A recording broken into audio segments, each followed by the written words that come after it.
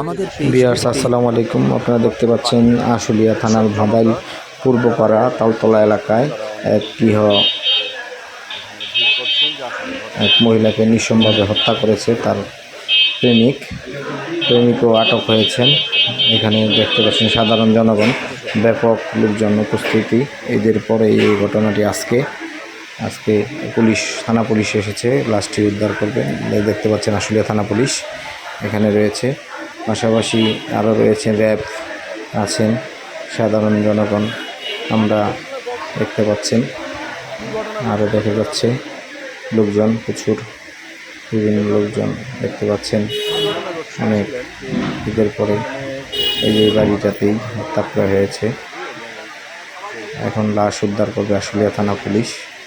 দেখতে পাচ্ছেন লাশ উদ্ধার করে থানায় নিয়ে যাবে। এই বিষয়টি আশুলিয়া থানায় হত্যা মামলা হবেন এবং ঘাতক যে প্রেমিক সে আটক হয়েছেন ইতিমধ্যে, অস্ত্র চাকুসহ তাকে আটক করেছে পুলিশ।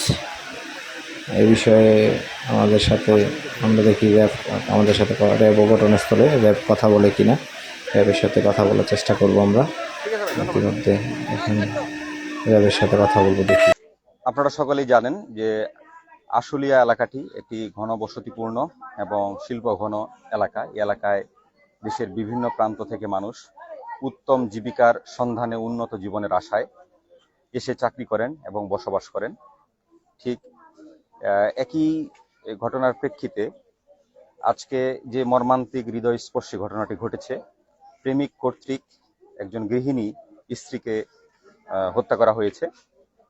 এই নৃশংস ঘটনাটি যখনই ঘটেছে বিকাল আনুমানিক 3 ঘটিকার সময় আমাদের গোয়েন্দা টিমের কাছে তথ্য আসে যে আশুলিয়া থানাধীন ভাদাইল পূর্বপাড়া তালতলা এলাকায় সোহাগ মিয়ার বাড়িতে 12 নম্বর একটি কক্ষ আছে। এই কক্ষে একজন নারীর, ঘরের গৃহিণীর লাশ পড়ে আছে। তৎপরবর্তীতে আমাদের গোয়েন্দা দল তৎক্ষণাৎ ঘটনাস্থলে পৌঁছে বিকাল 3টা 15 ঘটিকায় এসে ভিকটিমের লাশ দেখতে পায় এবং যেই আসামি শহীদুল ইসলাম বিদ্যুৎ, যিনি এই নৃশংস হত্যাকাণ্ডটি ঘটিয়েছেন, তার হাতে একটি ধারালো চাকু ছিল। আসামির বর্ণনা মতে জানা যায় যে সে ধারালো চাকু দিয়ে শুরুতে কোমরে গুজে কালো কাপড়ে গোপনে রেখে, চাকুটি গোপনে রেখে তার মহিলার সেই গৃহে প্রবেশ করে এবং পূর্ব পরিকল্পনা মাফিক সে ওই মহিলাটিকে গলায় ধারালো চাকুর মাধ্যমে গরু যেভাবে জবাই করা হয় ঠিক সেভাবে জবাই করেছে। তৎপরবর্তীতে সে একাধিকবার জবাই করে নারীটির মৃত্যু নিশ্চিত করেছে। ভিকটিম সুমাইয়ার পারিবারিক যদি আমরা তথ্য জেনেছি, তার বাড়ি হচ্ছে রংপুরের বদরগঞ্জ এলাকায় এবং তার স্বামী এখানে শ্রীপুরের একটি গার্মেন্টসে, জিন্স প্লাস গার্মেন্টসে তিনি ফিনিশিং সেকশনে কাজ করতেন এবং স্বামীর সাথে তিনি গত 4 বছর যাবৎ ভাদাইল এলাকায় বসবাস করে আসছেন। তাদের একটি কন্যা সন্তান রয়েছে। আনুমানিক 4 বছর পূর্বে তাদের রংপুরের বদরগঞ্জ এলাকায় তাদের বিয়ে হয়। মাসুদ রানা ভিকটিমকে বিয়ে করেন 2020 সালে এবং তারা সম্পর্কে পারিবারিকভাবে খালাতো বোন ছিলেন এবং তৎপরবর্তীতে তাদের প্রেমের সূত্র ধরে বিয়ে হয়, পারিবারিকভাবে বিয়ে হয়। সো এই মর্মান্তিক ঘটনায় আমরা র্যাবের গোয়েন্দা দল তাদের সর্বোচ্চ পরিশ্রমের বিনিময়ে আমরা আসামিকে ধরতে সক্ষম হয়েছি এবং তৎপাশাপাশি আসামি যে ধারালো চাকু দিয়ে ভিকটিম সুমাইয়াকে জবাই করে হত্যা করেছেন সেটি আমরা নিশ্চিত হয়েছি এবং তৎপরবর্তীতে ঘটনাস্থলে আমাদের র্যাবের টহল টিম এসে হাজির হয় এবং আমরা আসামিকে আমাদের হেফাজতে নিয়েছি। এই বিষয়ে প্রয়োজনীয় আইনানুগ ব্যবস্থা কার্যক্রম রয়েছে।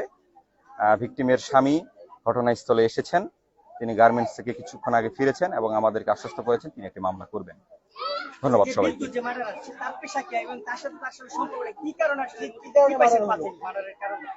আমরা আসামির সাথে কথা বলে জেনেছি সে গত 1 বছর যাবৎ ভিকটিমের স্বামী মাসুদ রানা যে গার্মেন্টসে কাজ করতেন, তিনি সবসময় নজরে রেখেছিলেন যে এই মহিলার প্রতি তার একটা অন্যরকম দূরভিসন্ধিমূলক আকর্ষণ রয়েছে, এবং তিনি এই মহিলাকে একাধিকবার কুপ্রস্তাব দিয়েছেন। মহিলা কুপ্রস্তাবে রাজি না হওয়া সত্ত্বেও তিনি বারবার এই মহিলাকে উত্ত্যক্ত করে আসছিলেন। আসামি শহীদুল ইসলাম বিদ্যুৎ একই সোহাগ মিয়ার যে বাসা, এই বাসার 6 নম্বর কক্ষে, মানে ভিকটিম ছিল 12 নম্বর কক্ষে বসবাস করতেন স্বামী এবং কন্যা সন্তান সহ, কিন্তু আসামি 6 নম্বর কক্ষে বসবাস করতেন। আসামি ভিকটিমের স্বামী বিভিন্ন সময়ে যখন গার্মেন্টসে চলে যেতেন, সেই সুযোগ বুঝে সব সময় ভিকটিমকে কুপ্রস্তাব দিত, কিন্তু ভিকটিম তার প্রস্তাবে রাজি হচ্ছিলেন না।